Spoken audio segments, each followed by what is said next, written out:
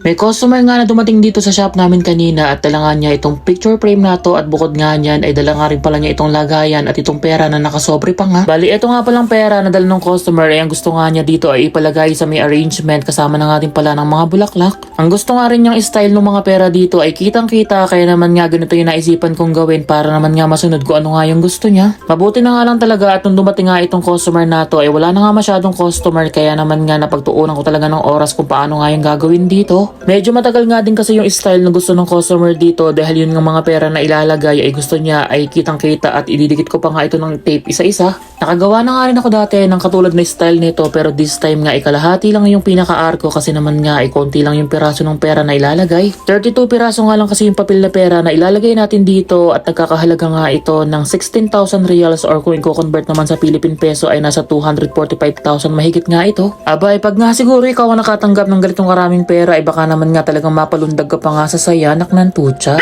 Ganyan na nga pala yung naging itsura pagkatapos nating maidikit yung mga pera at ngayon naman nga ididikit na nga rin pala natin itong picture frame na dala ng customer. Madali na nga rin talaga ako habang ginagawa ko nga itong order ng customer na to. Paano ba naman nga kasi malapit na nga malobat yung camera na ginagamit ko. Hindi ko nga kasi bibilisan ay talagang malolobat na nga itong camera at hindi ko na nga ito mabibidyohan at mas manghihinaya nga ako lalo. Nakapaglagay na nga din ako ng floral foam dito at eto at itinuso ko na nga din pala itong pera at pagkatapos nga niyan iniligyan ko na nga din pala ito ng mga dry moss. Kakamadali ko nga rin kanina hindi ko na nga masyadong napansin na hindi pala pantay yung pagkakalagay ko ng pera pero hinayaan ko na nga lang din talaga at tinulit ko na nga lang pagkatapos ko nga itong mabidyohan. Nai-ready ko naman na din kanina yung mga bulaklak na gagamitin ko at eto at nagsimula na nga din pala akong maglagay at una ko nga palang itinusok itong mga lilium na kulay puti. Request nga kasi ng customer kanina na puro kulay puti nga lang ng mga bulaklak ang gagamitin ko kaya naman nauna kong inilagay itong mga lilium at pagkatapos nga niyan ay eto at naglalagay na rin ako ng mga dahon ng roscus. Hindi ko na nga din masyadong tinaas itong picture frame natin para naman nga kapag naglagay tayo ng bulaklak dito ay meron pa nga rin tayong allowance sa pagitan ng frame at saka nga nitong pera.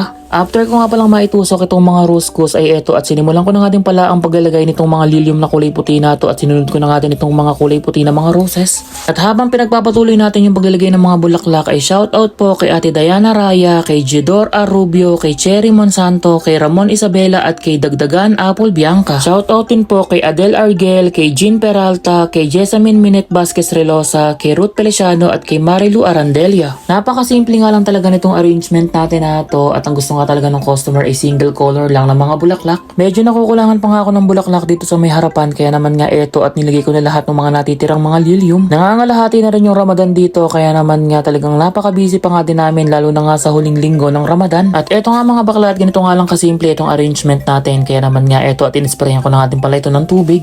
Sana nga po ay nagustuhan nyo itong arrangement na napakasimple na ginawa natin ngayon at kung nagustuhan nyo nga po ay pakishare na nga din po itong video. Maraming salamat po sa walang sawang pagsuporta at panonood ng mga videos na ina-upload natin kaya naman nga laging masaya ang bakla. At ayan lang mga bakla at magkita-kita pa ulit tayo sa mga susunod ko pang mga videos. Yun lamang po. Salamat! Hello, mga